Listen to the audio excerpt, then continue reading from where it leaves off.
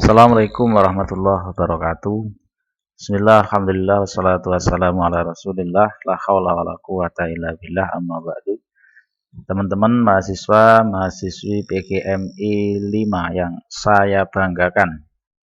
Pada pertemuan yang lalu kita sudah membahas tentang bagaimana merancang sebuah strategi, pendekatan maupun metode dalam proses kegiatan belajar mengajar pada mata pelajaran akidah akhlak di MI. Nah, pertemuan pada kali ini kita akan membahas poin selanjutnya, yaitu yang berkaitan dengan media pembelajaran, di mana media pembelajaran ini sangat penting dan sangat perlu diketahui dan diamalkan serta diaplikasikan dalam proses kegiatan belajar mengajar untuk memudahkan pemahaman terhadap peserta didik yang ada di kelas kita. Nah, selanjutnya coba kita lihat sebenarnya apa pengertian dari sebuah media pembelajaran ya. Pengertian media pembelajaran di sini adalah sebuah teknologi pembawa pesan yang dapat dimanfaatkan untuk keperluan pembelajaran. Teknologi di sini maksudnya tidak harus teknologi yang bermakna sesuatu yang canggih ya. Karena makna teknologi di sini adalah bisa bermakna sebuah kreasi walaupun itu dari sebuah hasil yang sederhana ya, tapi punya nilai guna dan manfaat dalam proses transfer of knowledge, transfer pengetahuan melalui media ini agar siswa itu lebih mudah dalam proses pemahamannya. Kemudian media pembelajaran di sini yang kedua bisa bermakna sebagai sebuah sarana komunikasi dalam bentuk cetak maupun audiovisual, termasuk perangkat kerasnya. Jadi sarana yang digunakan dalam proses kegiatan KBM, medianya bisa dalam bentuk cetak atau audiovisual, termasuk perangkat keras yang bisa kita manfaatkan dari alam sekitar. Alat untuk memberi perangsang bagi siswa supaya terjadi proses belajar. Dia juga bisa bermakna sebagai segala bentuk saluran yang dipergunakan untuk proses penyaluran pesan. Kita tahu bahwa sejatinya dalam proses kegiatan belajar mengajar itu adalah sebuah proses komunikasi. Nah, sebuah proses dari komunikasi akan sangat tergantung kepada kepiawaian atau kecerdasan dari orang yang membawakan sebuah pesan. Ya, bisa kita lihat di situ bahwa dalam proses penyampaian pesan, dalam hal ini penyampai pesan adalah guru atau komunikator. Kemudian pesan atau message ya, yang dikomunikasikan itu berupa ilmu pengetahuan ya, baik dari sisi kognitif, afektif maupun psikomotorik. Nah, dalam proses penyampaian pesan ini, pesan diterima secara langsung maupun tidak langsung, kalau daring misalkan ya, oleh seorang komunikan atau penerima. Dalam hal ini adalah peserta didik. Nah, antara seorang komunikator, guru, dalam hal ini menyampaikan sebuah informasi, pengetahuan, baik aspek kognitif, afektif maupun psikomotorik, itu bisa langsung antara komunikator dengan komunikan, bisa melalui sebuah perantara yang kita sebut sebagai media pembelajaran ini. Nah, media pembelajaran ini berfungsi untuk menjadi penjembatan antara guru dan murid, antara komunikator dan komunikan ya. Dalam hal ini pesan itu bisa sampai dengan sempurna dan dipahami, diterima kepada seorang peserta didik.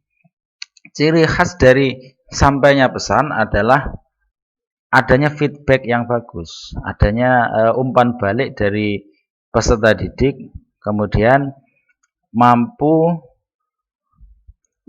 memahami, mampu mengaplikasikan, mampu menerapkan, dan lain sebagainya sebagai indikator dari proses keberhasilan sebuah pembelajaran tentang mata pelajaran tertentu. Nah, pembelajaran yang dalam hal ini disamakan sebagai sebuah proses komunikasi, berhasil tidaknya sebuah komunikasi dalam menyampaikan pesan itu tergantung kepada kemampuan dari seorang komunikator, dalam hal ini adalah seorang guru ya, dalam proses penyampaian pesannya. Sebaliknya, faktor pada si penerima pesan adalah sebuah kemampuan menerima, mendengar, dan melihat isi pesan. Jadi seorang komunikator yang bagus itu adalah seorang komunikator, dalam hal ini guru, harus mampu mengkomunikasikan sebuah ilmu pengetahuan menjadi sebuah paket informasi yang menarik, mudah dicerna, dan mudah dipahami oleh seorang peserta didik. Jangan sampai memilih bahasa-bahasa yang justru menimbulkan kesulitan bagi peserta didik. Nah, seorang guru seharusnya memilih bahasa yang akrab dengan bahasa anak ya. Itu penting untuk diperhatikan. Kemudian dalam proses pengajaran itu sikap dan pandangan penyampai pesan atau komunikator itu juga penting. Kemudian tingkat pengetahuan baik pada penerima maupun pada penyampai pesan. Dan yang terakhir, latar belakang sosial budaya dari penyampai pesan dan penerima pesan. Ini akan sangat berpengaruh terhadap keberhasilan dari proses komunikasi. Dalam hal ini adalah sebuah sampainya pembelajaran, sampainya pesan yang disampaikan oleh komunikator kepada komunikan. Komunikator adalah guru, komunikan adalah siswa. Pesan adalah ilmu atau pengetahuan baik dari aspek kognitif, afektif maupun psikomotorik yang mampu dipahami dan dicerna oleh peserta didik. Kalau misalkan kita sebagai contoh, kalau sosiokulturnya kita tidak memahami, kita memakai bahasa daerah yang di situ ada orang yang tidak memahami bahasa daerah tersebut, tentunya akan menghambat dalam proses pemahaman komunikasi. Sehingga untungnya kita di Indonesia ini ada bahasa persatuan, sehingga dalam proses acara resmi termasuk mengajar, kita memakai bahasa Indonesia. Gitu ya. Selanjutnya dalam proses pembelajaran sebagaimana saya sampaikan di awal ya, bahwa pembelajaran itu sama seperti proses komunikasi, di mana harus terjadi dialog ya antara guru dan murid. Guru dan siswa bisa langsung memulai sebuah proses pembelajaran dengan berbincang langsung maupun dengan media. Nah, di sini peran media itu sangat penting untuk proses tersampaikannya pesan dengan baik dan benar. Di mana manfaat ataupun hal-hal yang bisa kita peroleh dari pemanfaatan media dalam proses kegiatan belajar mengajar adalah sebagaimana yang tertulis ini ya. Yang pertama, bisa membantu penyampaian pesan, membantu pemahaman siswa dalam pembelajaran, meningkatkan apresiasi, meningkatkan motivasi, mengefektifkan waktu. Nah, dalam hal tertentu ini ya. Makanya harus dipilih berdasarkan kesesuaian yang ada. Membantu keterbatasan daya abstraksi siswa. Nah, ini sebagai contoh, misalkan tidak semua hal itu hanya bisa kita sampaikan dan komunikasikan dengan siswa melalui bahasa. Ada beberapa hal kalau dijelaskan malah bingung ya. Misalkan ada seorang siswa yang tidak pernah mengerti menara Eiffel. Itu kita jelaskan kayak apapun, mereka akan kesulitan. Tetapi kalau kita tampilkan sebuah foto ya, ataupun video ya, itu contoh media bahwa ini loh yang namanya menara Eiffel, ini loh namanya hutan Amazon, ini loh yang namanya misalkan namanya hewan gajah, misalkan ada siswa yang belum pernah melihat gajah, dan seterusnya. Pembelajaran lebih menarik. Nah, tentunya ini benar, karena sifat dasar dari seorang manusia, termasuk dalam hal ini peserta didik, itu memiliki sifat kebosanan jika proses pembelajaran yang dilakukan oleh seorang guru itu dilakukan secara monoton. Nah, pemanfaatan media di sini akan mampu mengurangi kelemahan itu, sehingga guru bisa dibantu dalam proses pembelajarannya lebih menarik karena variasi metode dan media yang digunakan oleh guru.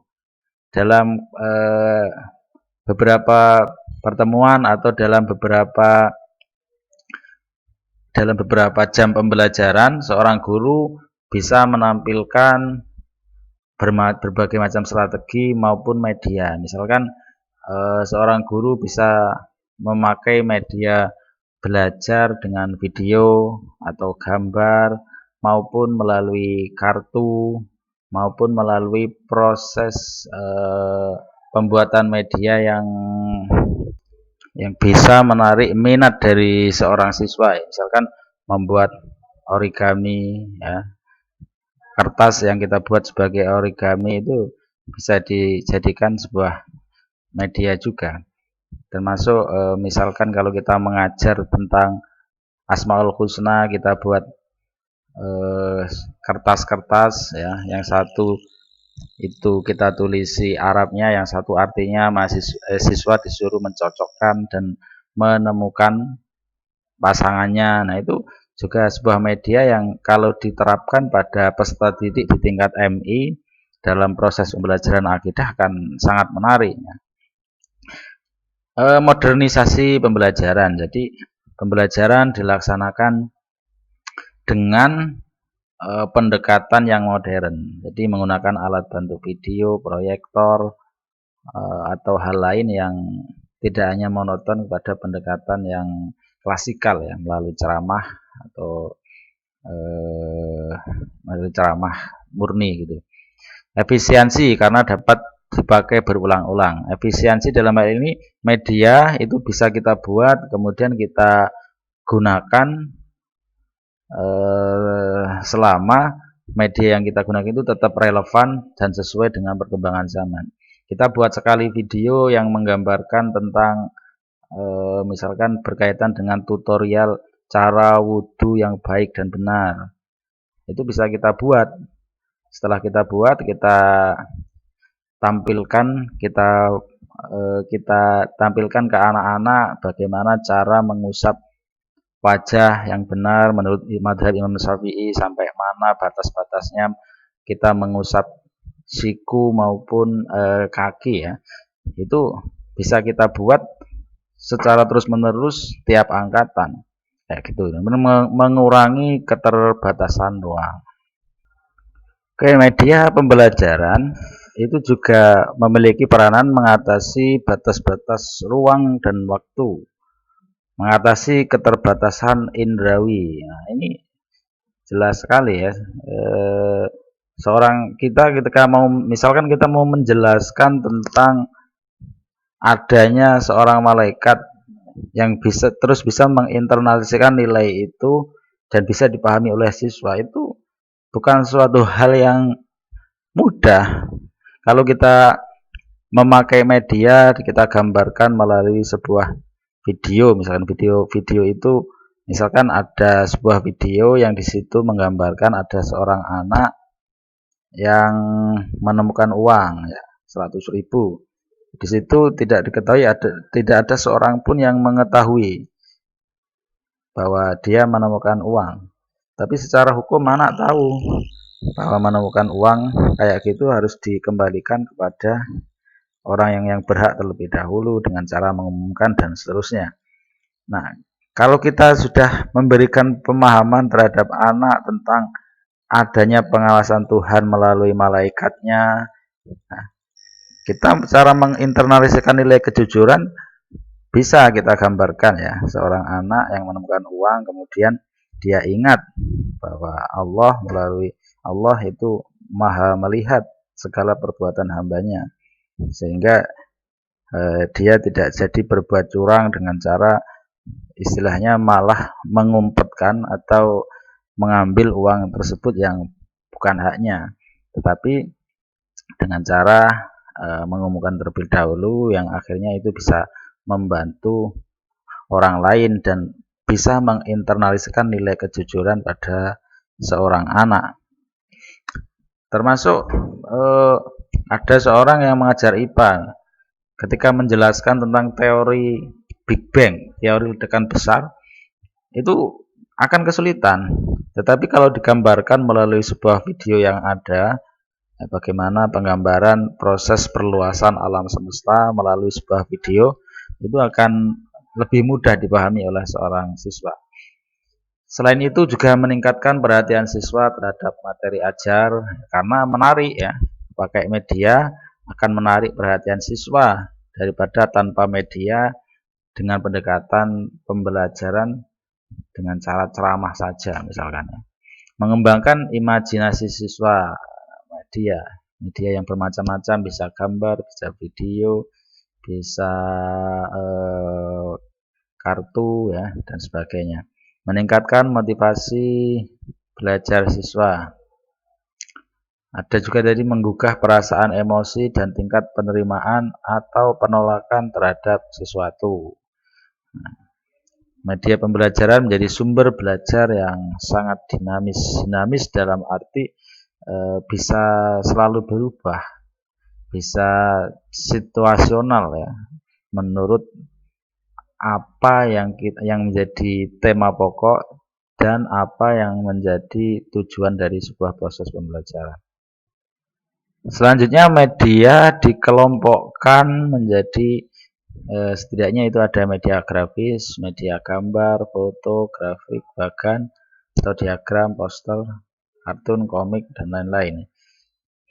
Kemudian ada sebuah media yang 3 dimensi ya, bisa dalam bentuk model padat, solid model ya, atau model penampang, model susun, model kerja, mock-up, diorama, dan lain-lain. Bisa kita buat grafis, gambar, foto 1 dimensi lah ini, hanya terjadi dari 2 dimensi. Kalau yang di bawahnya itu media 3 dimensi. Bisa juga media proyeksi, slide, film, penggunaan proyektor ya melalui PowerPoint atau apapun lah ya, yang di situ adalah hasil dari sebuah proyeksi dari sebuah yang kalau dulu OHP. Nah, tapi sekarang ini adalah yang lebih canggih melalui media proyektor. Penggunaan lingkungan sebagai media pengajaran. Nah, ini bisa lingkungan alam sekitar kalau kita mau mengajar, misalkan mau mengajar IPA, kita mau menunjukkan mana pohon dikotil, mana yang monokotil. Nah, bisa pula kita menunjukkan dari alam sekitar, dari sebuah proses tumbuhnya sebuah tanaman yang memerlukan cahaya yang kita uji cobakan di lingkungan sekitar ya. Media berbantuan komputer. Selanjutnya yang terakhir, karakteristik dari proses pemilihan media kita. Nah, dalam proses memilih media yang perlu kita perhatikan adalah yang pertama adalah karakteristik dari siswa yang kita ajar. Siswa yang kita ajar itu di tingkat perguruan tinggi, di tingkat MA, di tingkat SMP, atau di tingkat SDMI. Itu akan sangat berbeda dalam proses pemilihan medianya. Nah, tujuan pembelajaran artinya tujuannya akan dicapai, kita lihat, karena dengan melihat tujuan dari proses tujuan akhir dari proses pembelajaran, kompetensi apa yang diharapkan bisa dikuasai oleh peserta didik, itu juga menjadi sebuah pertimbangan. Sifat bahan ajar, pengadaan media yaitu terkait dengan proses produksi dan atau penyediaannya, mahal atau enggak, itu kalau kita mau menyediakan media pembelajaran yang sesuai dengan tema itu. Terus sarpras yang ada di dalam sekolah yang kita mengabdi di situ mampu nggak mencukupi. Ada labnya enggak ya. Kalau enggak ada lab, kita membuat sendiri, biayanya mahal enggak. Nah, itu perlu juga diperhatikan. Karena kalau tidak kita perhatikan ya akan berefek kepada kita sendiri yang akan kesusahan. Dan yang terakhir adalah sifat dari pemanfaatan media.